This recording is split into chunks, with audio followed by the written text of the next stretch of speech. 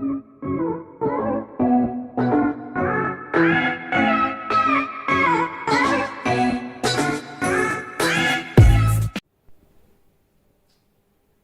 Students, मैं संदीप दान एक और वीडियो आपके सामने लाया हूँ, शॉर्ट वीडियो, जिसमें मैं आप लोगों को आरएस कॉन्फ़िगरेशन निकालना सिखाऊंगा फीचर प्रोजेक्शन के लिए। ठीक है, तो फीचर प्रोजेक्शन के लिए आरएस कॉन्फ़िगरेशन कैसे डिटरमाइन किया जाता है। तो एक चीज देखिए आप लोग, मैंने यहाँ पे एक कायरल कार्बन लिया हुआ है।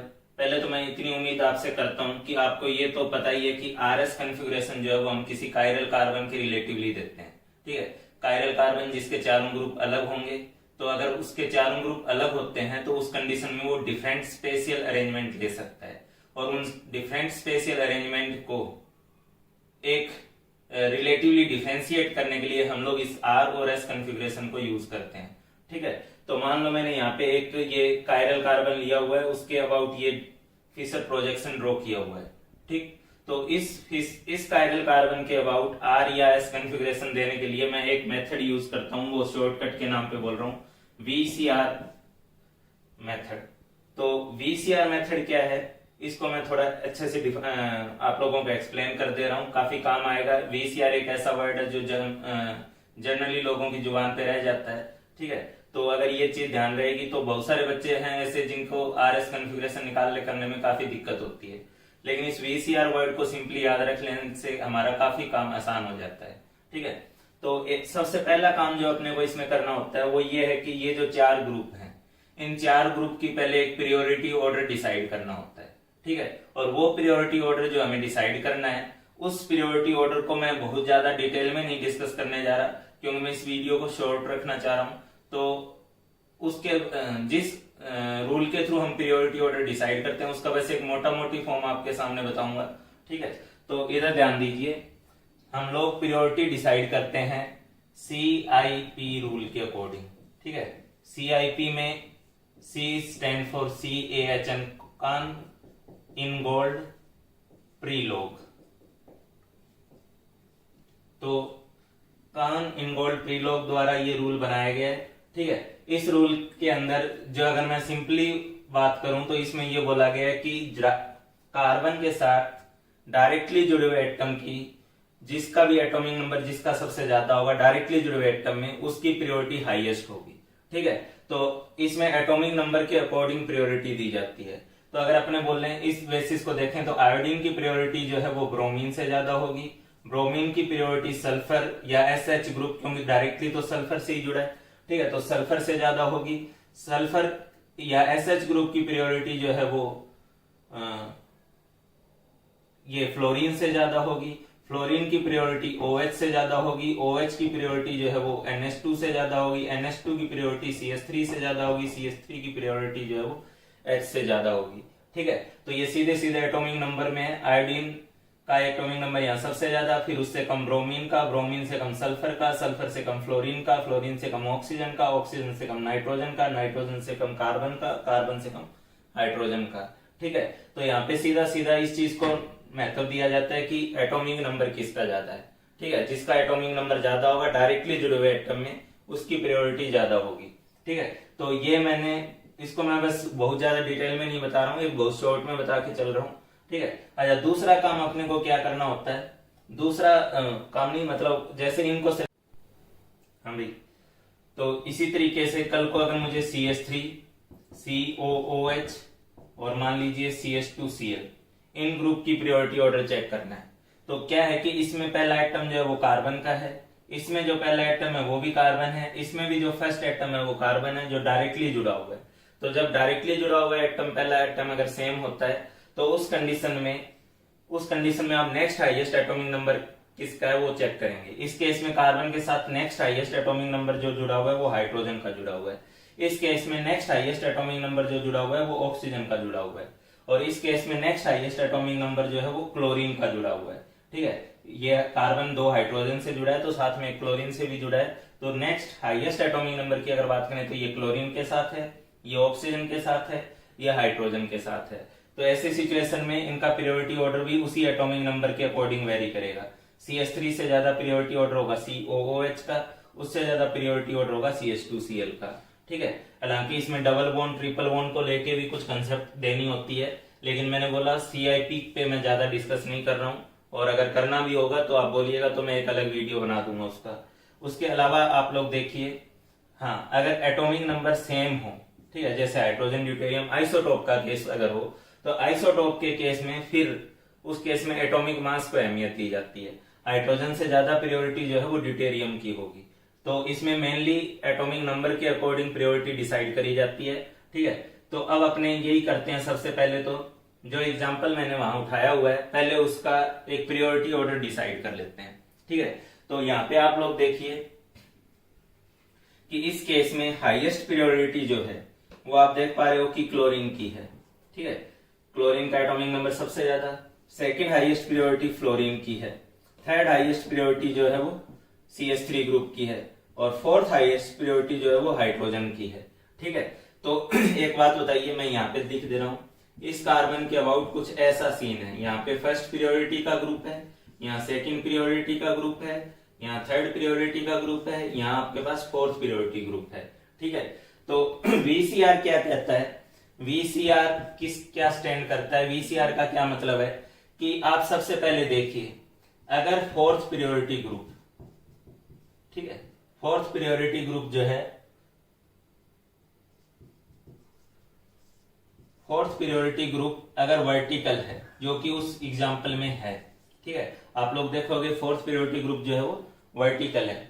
अब उस चीज को आप छोड़ दीजिए, आप यहाँ पे तो सबसे पहले ये चेक करिए कि फोर्थ प्रायोरिटी ग्रुप वर्टिकल है या हॉरिजॉन्टल है। जैसे इस केस में फोर्थ प्रायोरिटी ग्रुप जो है वो वर्टिकल है, ठीक है। उसके बाद आप ये देखिए कि फर्स्ट से सेकंड जाने में और सेकंड से थर्ड जाने में हमें क्लॉकवाइज मूव करना पड़ रहा है या एंटी क्लॉकवाइज मूव करना पड़ रहा है। मान लीजिए आपको क्लॉकवाइज मूव करना पड़ रहा है, ठीक है। और अगर फोर्थ प्रायोरिटी ग्रुप वर्टिकल है और आपको पहले से दूसरे और दूसरे से तीसरे में जाने के लिए क्लॉकवाइज मूव करना पड़ रहा है, तो उसका मतलब होगा कि उस कार्बन का जो कन्फिगरेशन है वो R कन्फिगरेशन है।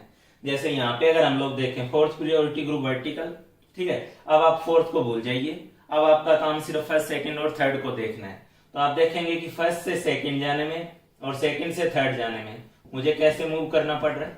क्लॉकवाइज मूव करना पड़ रहा है, ठीक है। तो फोर्थ प्रायोरिटी ग्रुप वर्टिकल और मुझे मूव करना पड़ रहा है क्लॉकवाइज। तो ऐसी सिचुएशन के अंदर इस कार्बन का जो कन्फिगरेशन कहलाएगा वो कहलाएगा R कन्फिगरेशन, ठीक है। तो पहले तो आप इसको समझने की कोशिश करिए कि VCR में V, C और R का क्या मतलब है, ठीक है। ये बहुत जनरल टर्म है, बहुत ऐसा वर्ड है जो आपकी जबान पे बैठ जाएगा, ठीक है। VCR का मतलब है कि फोर्थ प्रायोरिटी ग्रुप आप चेक करते हैं वो वर्टिकल है या हॉरिजॉन्टल है। तो अगर वो फोर्थ प्रायोरिटी ग्रुप वर्टिकल है और आप 1 से 2 जाने में और 2 से 3 जाने में अगर आप लोग क्लॉकवाइज मूव कर रहे हैं, तो इसका मतलब उस कार्बन का जो कन्फिगरेशन होगा वो R कन्फिगरेशन कहलाएगा। फोर्थ ग्रुप वर्टिकल और 1 से 2 होते हुए 3 जाने में हमें क्लॉकवाइज जाना पड़ रहा है, इसलिए इस कार्बन का जो कन्फिगरेशन है वो R कन्फिगरेशन है, ठीक है। ऑब्वियस सी बात है, अब आपके दिमाग में ये चीज तो आनी है कि ये वर्टिकल था, ठीक है। अगर ये वर्टिकल की बजाय हॉरिजॉन्टल होता या ये क्लॉकवाइज की बजाय एंटी क्लॉकवाइज मूव कर रहे होते तो क्या होता? तो अगर आपको VCR वर्ड याद है तो बाकी 4 केस, बाकी 3 केस आप बड़े आसानी से उसी के थ्रू बना लेंगे। उसमें आपको कुछ एक्स्ट्रा मेहनत नहीं कर रही है। आपको बस मैं इतना चाहूंगा कि आप VCR वर्ड को याद रखें, ठीक है। तो बाकी केस में हमें क्या करना होगा वो मैं अभी बता दे रहा हूँ। हाँ भाई, तो अब अपना जो अगला डाउट है वो यही है, या अगली प्रॉब्लम है वो समस्या है वो यही है कि अगर VCR तो ठीक है कि फोर्थ प्रायोरिटी ग्रुप वर्टिकल था और क्लॉकवाइज रोटेशन भी थी, लेकिन इसके अलावा बाकी केस में क्या होगा? तो पहले तो मैं ये VCR ही लिखने जा रहा हूँ। फोर्थ प्रायोरिटी ग्रुप अगर वर्टिकल है, 1 से 2 और 3 होने में जाने में आपको क्लॉकवाइज जाना पड़ रहा है, तो उस कार्बन का जो कन्फिगरेशन होगा वो R होगा, ठीक है। अब होगा क्या?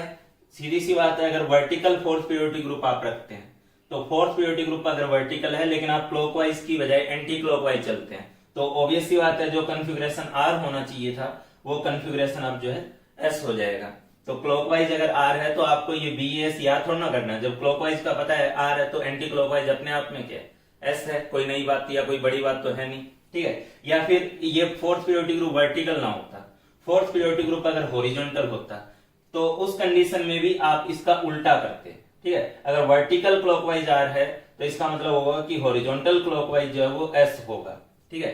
या तो वर्टिकल क्लॉकवाइज अगर आर है तो हॉरिजॉन्टल क्लॉकवाइज जो है वो अपने आप में एस हो जाएगा, ठीक है। और हॉरिजॉन्टल जो एंटी क्लॉकवाइज है, ठीक है, वर्टिकल एंटी क्लॉकवाइज क्योंकि एस था तो हॉरिजॉन्टल एंटी क्लॉकवाइज जो है वो आर हो जाएगा, ठीक है।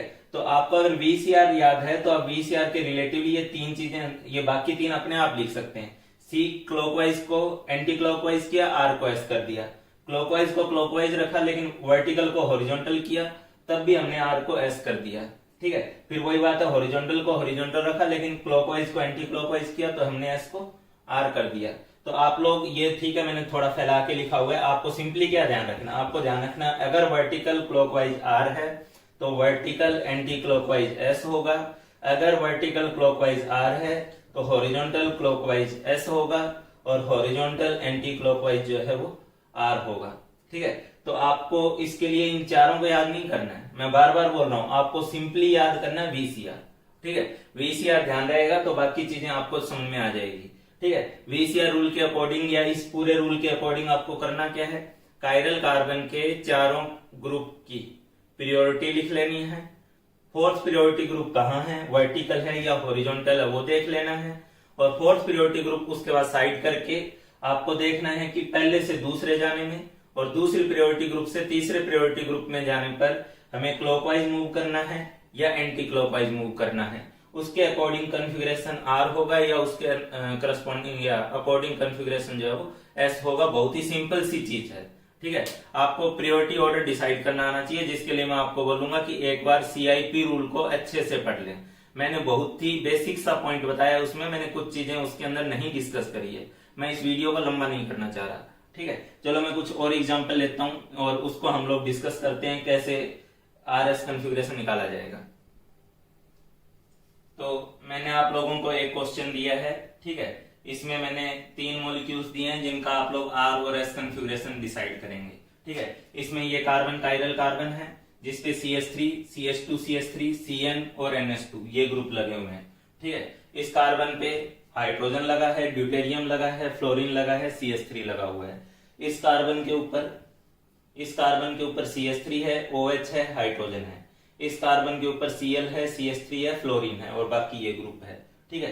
तो इसमें 2 कायरल कार्बन है, तो इन टोटल चारों कार्बन की, एक इसकी और इसमें दोनों कायरल कार्बन के करस्पॉन्डिंग आप जल्दी से वीडियो को पॉज करते हुए आर और एस कॉन्फ़िगरेशन डिसाइड करिए, ठीक है। वीसीआर को दिमाग में रखिए, वीसीआर दिमाग में रहेगा तो ये बाकी तीनों चीजें अपने आप दिमाग में रहेगी, इसलिए जल्दी से इस आरएस कॉन्फ़िगरेशन को निकालें। तो मैं उम्मीद करता हूं आपने ट्राई किया है, ठीक है। अब मैं सीआईपी रूल को और वीसीआर इन दोनों के थ्रू इनको बता दे रहा हूं कि आर कॉन्फ़िगरेशन है या एस कॉन्फ़िगरेशन है, ठीक है। आप लोग सबसे पहले तो देखिए, सबसे हाईएस्ट एटॉमिक नंबर जो डायरेक्टली जुड़ा हुआ है वो नाइट्रोजन के लिए है, ठीक है। तो सबसे हाईएस्ट प्रायोरिटी की अगर बात करें तो वो NH2 ग्रुप की है, हाईएस्ट प्रायोरिटी। फिर आप देखोगे कि तीनों केस में कार्बन है, कार्बन है, कार्बन है। इसमें कार्बन के साथ नेक्स्ट हाईएस्ट एटॉमिक नंबर का हाइड्रोजन है, इसमें कार्बन के साथ नेक्स्ट हाईएस्ट एटॉमिक नंबर का नाइट्रोजन है, इसमें कार्बन के साथ नेक्स्ट हाईएस्ट नंबर का कार्बन ही है, ठीक है। तो एटलीस्ट यहाँ नाइट्रोजन है, यहाँ कार्बन है, यहाँ हाइड्रोजन है। तो अगर इसमें प्रायोरिटी ऑर्डर देखेंगे तो नाइट्रोजन की प्रायोरिटी सबसे ज्यादा, ठीक है, CN ग्रुप की प्रायोरिटी सबसे ज्यादा इन तीनों में, तो इसको सेकंड प्रायोरिटी मिली, इसको थर्ड प्रायोरिटी मिली और CH3 को जो है फोर्थ प्रायोरिटी मिली, ठीक है। ये रूल तभी काम आएगा वीसीआर वाला जब आपको CIP आता है, ठीक है। तो अब बताइए, जब फोर्थ प्रायोरिटी ग्रुप वर्टिकल है, ठीक है, फोर्थ प्रायोरिटी ग्रुप आप साफ साफ देख रहे हैं वर्टिकल है, और मैं 1 से 2, फोर्थ को अब आप भूल जाइए, 1 से 2 ये यहां गए और 2 से 3 आप देख रहे हो हमें क्लॉकवाइज चलना पड़ रहा है, ठीक है।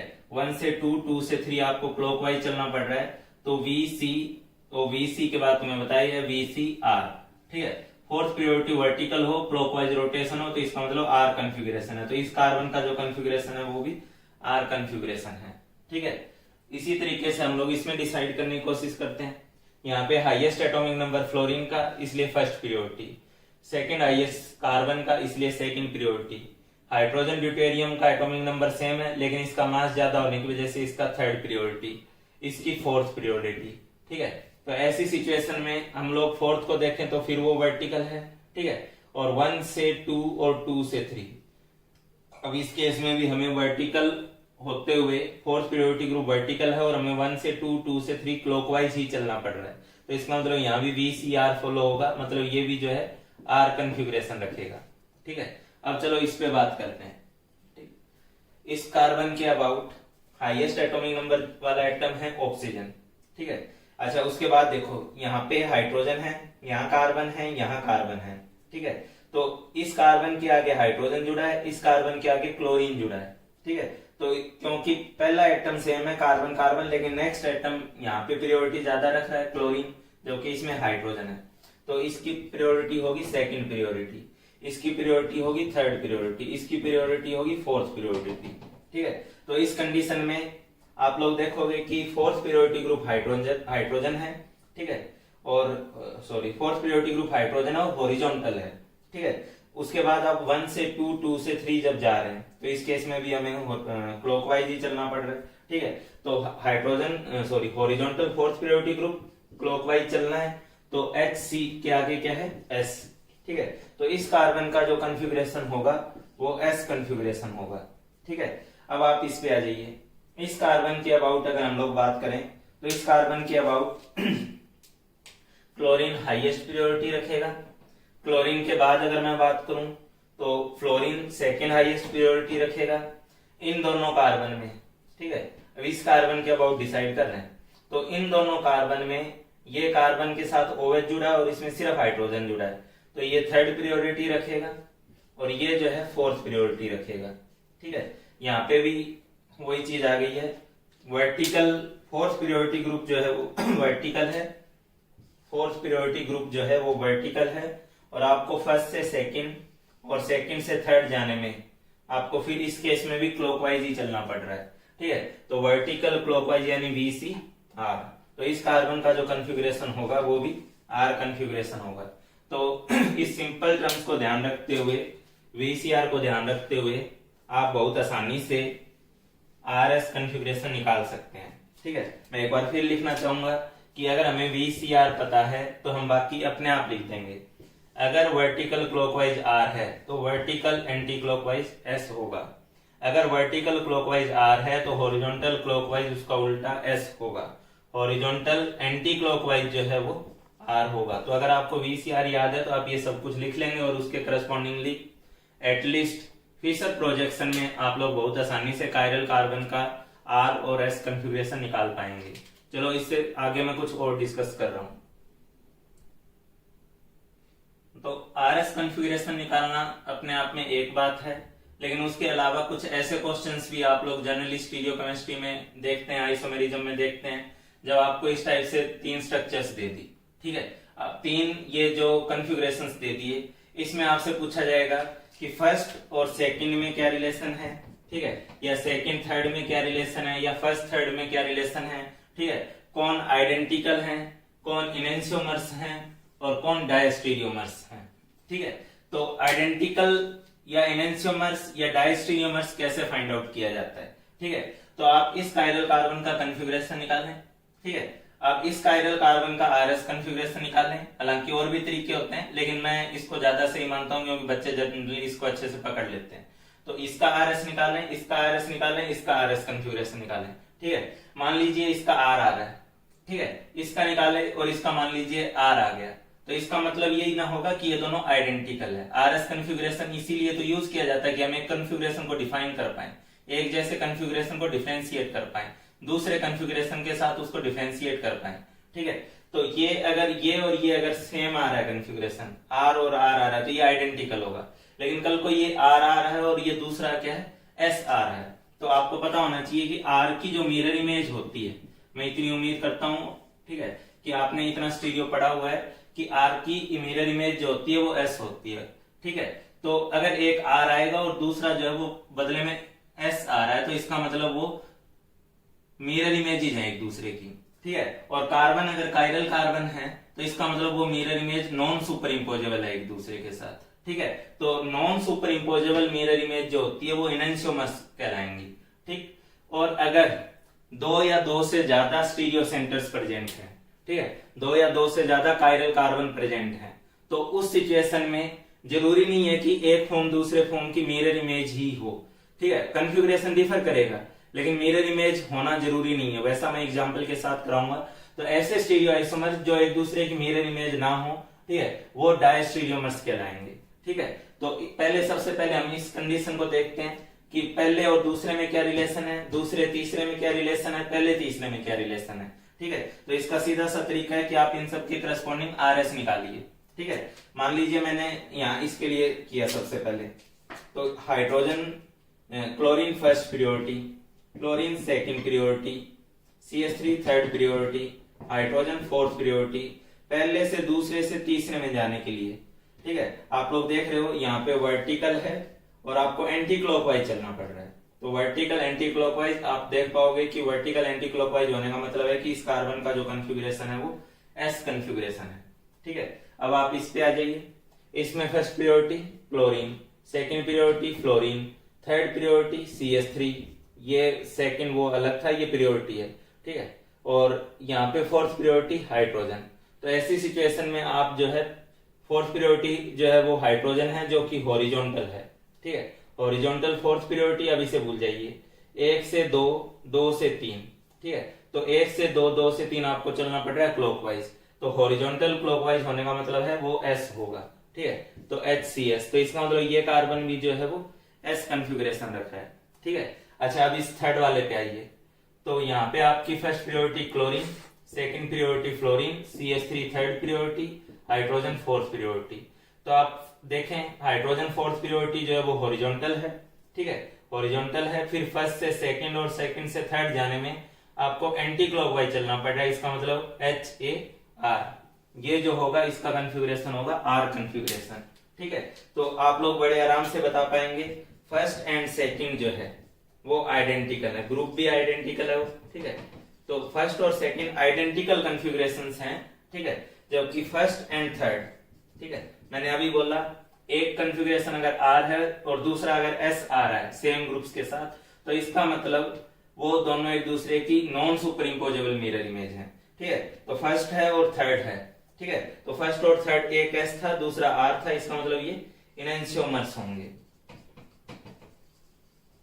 ठीक है, और इसी तरीके से अगर मुझे सेकंड और थर्ड का बोलना हो तो सेकंड और थर्ड में भी तो वही रिलेशन होगा, एक S है और दूसरा R है, तो ये भी आपस में क्या हुए, इनएंशियोमर हुए। तो हमें इस टाइप का क्वेश्चन जनरली पूछा जाता है कि आप फाइंड आउट करो कि कौन से ग्रुप कौन से कन्फिग्रेशन आइडेंटिकल है, कौन से दो इनएंशियोमर्स हैं या कौन से दो जो है वो डायस्टीरियोमर्स हैं। इसमें डायस्टीरियोमर का एग्जांपल नहीं आ पा रहा था, हम लोग ने एक और एग्जांपल, तो उस क्वेश्चन के बाद अब एक क्वेश्चन मैं आपको और दे रहा हूं।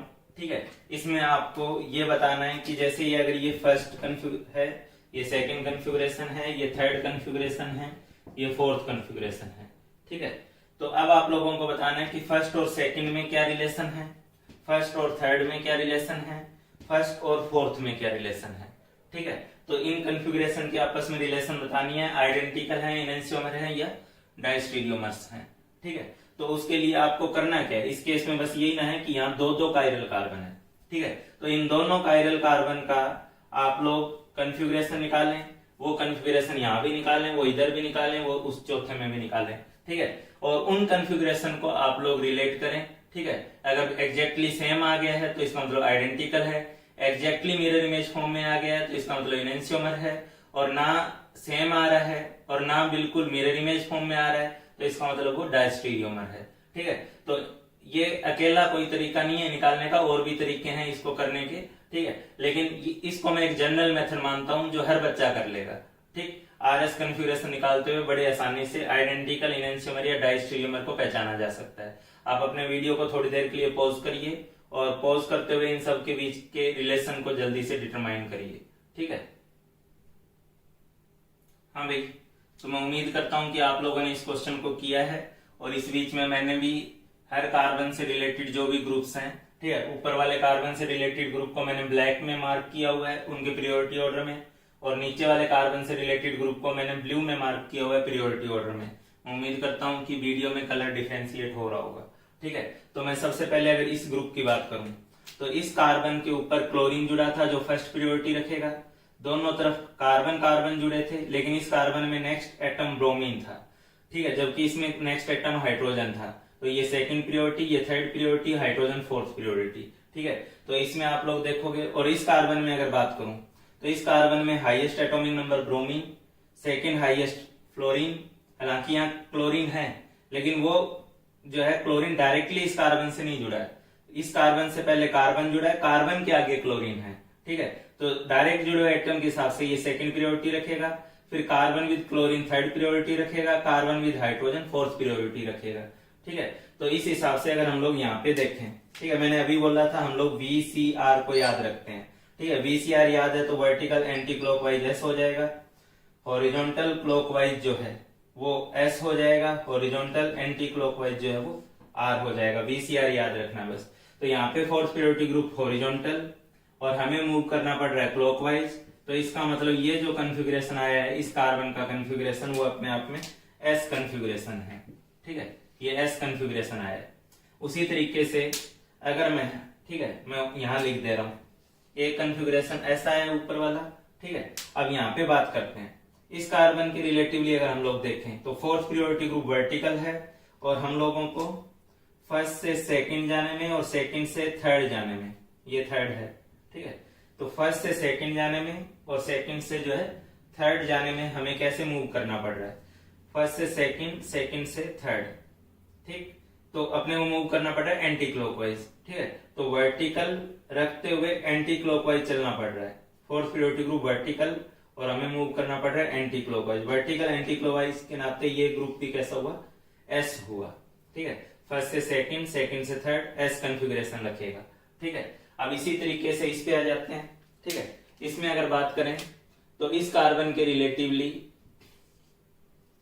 यहाँ हमने निकाला सेकंड कार्बन का कॉन्फ़िगरेशन भी S कॉन्फ़िगरेशन, ठीक है। यहाँ अगर बात करें तो यहाँ फोर्थ प्रायोरिटी ग्रुप वर्टिकल और फर्स्ट से सेकंड जाने में फर्स्ट, फिर ये सेकंड ब्लैक में मार्क किया हुआ है और उसके बाद थर्ड जाने पे, तो फर्स्ट से सेकंड से थर्ड जाने पे मुझे एंटी क्लॉकवाइज जाना पड़ रहा है, तो वर्टिकल एंटी क्लॉकवाइज मतलब ये भी जो आया वो S कॉन्फ़िगरेशन आया, ठीक है। अब यहाँ पे अगर बात करें तो fourth priority group horizontal, fourth priority group horizontal और फर्स्ट से सेकंड, सेकंड से थर्ड जाने में, ठीक है।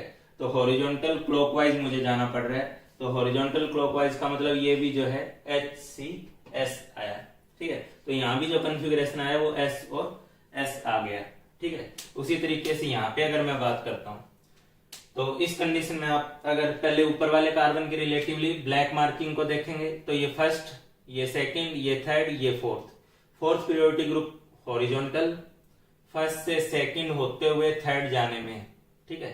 फर्स्ट से सेकंड होते हुए थर्ड जाने में आपको मूव करना पड़ रहा है क्लॉकवाइज, सॉरी एंटी क्लॉकवाइज, तो हॉरिजॉन्टल एंटी क्लॉकवाइज HAR, ठीक है। तो ये जो कॉन्फ़िगरेशन है वो अपने आप में R कॉन्फ़िगरेशन है, ठीक है। आप इस पे बात करें ये फर्स्ट, ये सेकंड, ये थर्ड, ये फोर्थ, यहाँ पे फोर्थ प्रायोरिटी ग्रुप हॉरिजॉन्टल, उसके बाद अगर अपने बोले तो फर्स्ट से सेकंड से थर्ड ब्लू में, फर्स्ट से सेकंड, सेकंड से थर्ड ब्लू में जाने पर आप लोग देखेंगे कि हमें हॉरिजॉन्टल एंटी क्लॉकवाइज जाना पड़ रहा है, तो हॉरिजॉन्टल एंटी क्लॉकवाइज के चलते आप लोग समझ गए होंगे कि ये कॉन्फ़िगरेशन भी कौन सा है, R कॉन्फ़िगरेशन है, ठीक है। अब अपने बात करते हैं इस वाले केस में, तो इस वाले केस में अगर आप देखोगे ब्लैक को पहले फर्स्ट, सेकंड, थर्ड, फोर्थ, ठीक है। तो आप लोग देखोगे कि हमें फर्स्ट से फोर्थ प्रायोरिटी ग्रुप हॉरिजॉन्टल है, ठीक है, फोर्थ प्रायोरिटी ग्रुप हॉरिजॉन्टल है और उसके बाद हमें फर्स्ट से सेकंड और सेकंड से थर्ड ब्लैक में फर्स्ट, सेकंड, थर्ड जाने में हमें एंटी क्लॉकवाइज चलना पड़ रहा है, तो एंटी क्लॉकवाइज चलना पड़ रहा है तो इसका मतलब ये हुआ HAR, ठीक है। तो इसका मतलब ये जो कॉन्फ़िगरेशन है ये R कॉन्फ़िगरेशन है, ठीक है। तो यहाँ पे आपके पास जो कॉन्फ़िगरेशन आया है वो R कॉन्फ़िगरेशन आया है, ठीक है। अच्छा, अब इसके बाद इस कॉन्फ़िगरेशन की बात करते हैं ब्लू वाले की। तो ब्लू वाले कॉन्फ़िगरेशन में आप लोग देखो फोर्थ प्रायोरिटी ग्रुप हॉरिजॉन्टल, उसके बाद फर्स्ट से सेकंड, सेकंड से थर्ड जाने में, ठीक है। फर्स्ट से सेकंड जा रहे हैं, सेकंड से थर्ड जा रहे हैं, ठीक है। तो यहाँ पे आप जा रहे हैं एंटी क्लॉकवाइज सेंस में, ठीक है। तो हॉरिजॉन्टल क्लॉकवाइज जा रहे हैं, हॉरिजॉन्टल क्लॉकवाइज का मतलब हो गया कि ये S कॉन्फ़िगरेशन है, ठीक है। तो एक R कॉन्फ़िगरेशन आया, एक S कॉन्फ़िगरेशन आया। अगर ये काम आप जल्दी जल्दी कर लेते हैं तो आप लोग बड़े आसानी से बता पाएंगे कि किसके अंदर कौन सा रिलेशन है, ठीक है। अब मेरे को बताइए कि फर्स्ट और सेकंड में क्या रिलेशन है, ठीक है। तो आप देखोगे कि ये S और S आया वही सेम कार्बन इसमें भी S और S कॉन्फ़िगरेशन रख रहे हैं। ठीक है, तो यहाँ पे भी S और S कॉन्फ़िगरेशन, यहाँ भी S और S कॉन्फ़िगरेशन। ठीक है, तो इसका मतलब ये जो फर्स्ट और सेकंड है वो आइडेंटिकल है। ठीक है, लिखने को स्पेस नहीं बन रहा है तो मैं यही बोल दे रहा हूँ। ठीक है, यहाँ लिख दे रहा हूँ फर्स्ट एंड सेकंड जो आए हैं वो आइडेंटिकल है। अच्छा, उसके बाद देखिए फर्स्ट और थर्ड की बात करें तो S की मिरर इमेज R, इस S की मिरर इमेज भी R। ठीक है, तो आप देखोगे कि कंप्लीटली मिरर इमेज आया है। ठीक है, तो ऐसे कंडीशन में SS की जब मिरर इमेज R और R आई है, ठीक है, तो फर्स्ट और थर्ड जो है वो आपस में कहलाएंगे एनेंशियोमर्स। ठीक है, ये हो गए एनेंशियोमर्स। उसके बाद अगर अपने बात करें फर्स्ट और फोर्थ की, क्या फर्स्ट और फोर्थ आइडेंटिकल है? नहीं है, क्योंकि वहां SS था, यहाँ RS है। क्या यहाँ पे पूरी तरह से मिरर इमेज है? नहीं है, क्योंकि S की मिरर इमेज यहाँ तो R मिल रही है, लेकिन यहाँ S की मिरर इमेज ना मिलकर आपको S के बदले में S ही मिल रहा है। तो ये फर्स्ट जो है और फोर्थ जो है वो फर्स्ट और फोर्थ ना तो आइडेंटिकल है ना मिरर इमेज है। तो ऐसे स्टीरियो आइसोमर जो एक दूसरे की मिरर इमेज ना हो उन्हीं को तो हम लोग डायस्टीरियोमर बोलते हैं। ठीक है, तो फर्स्ट एंड फोर्थ जो होगा वो अपने आप में डायस्टीरियोमर होगा। ठीक है, तो फर्स्ट सेकंड आइडेंटिकल हो गया, फर्स्ट थर्ड एनेंशियोमर हो गया, फर्स्ट फोर्थ जो डायस्टीरियोमर हो गया। तो मैंने इस वीडियो में आपको RS कॉन्फ़िगरेशन निकालना सिखाया है और RS कॉन्फ़िगरेशन निकालने के साथ साथ मैंने आपको ये बताया है कि कैसे हम लोग आइडेंटिकल या कौन एनेंशियोमर है या कौन डायस्टीरियोमर है उसको कैसे पहचानेंगे। अगर कायरल कार्बन होते हुए अगर कंपाउंड मीजो है, ये बात जरूर सुन लेना, कायरल कंपाउंड कार्बन होते हुए अगर कंपाउंड मीजो है तो उस कंडीशन में वो और उसकी मिरर इमेज दोनों कॉन्फ़िगरेशन सेम होते हैं। ठीक है, वो एक दूसरे पे सुपर इम्पोज करते हैं। मीजो कंपाउंड की मिरर इमेज एक दूसरे पे सुपर इम्पोज होगी, वो आइडेंटिकल होंगे। ठीक है, तो इस तरीके से आप लोग ये क्वेश्चंस लगा सकते हैं। और ऑब्वियस सी बात है, अब आपका अगला क्वेश्चन होगा कि अगर हमें वेज डैश फॉर्म में रिप्रेजेंटेशन दिया होता तो हम लोग कैसे RS कॉन्फ़िगरेशन निकालते। ठीक है, ये तो मैंने फिशर प्रोजेक्शन के लिए बताया। तो एक वीडियो में और लेके आऊंगा जिस वीडियो में मैं आपको सबसे पहले तो वेज डैश फॉर्म को फिशर प्रोजेक्शन में कन्वर्ट करना सिखाऊंगा।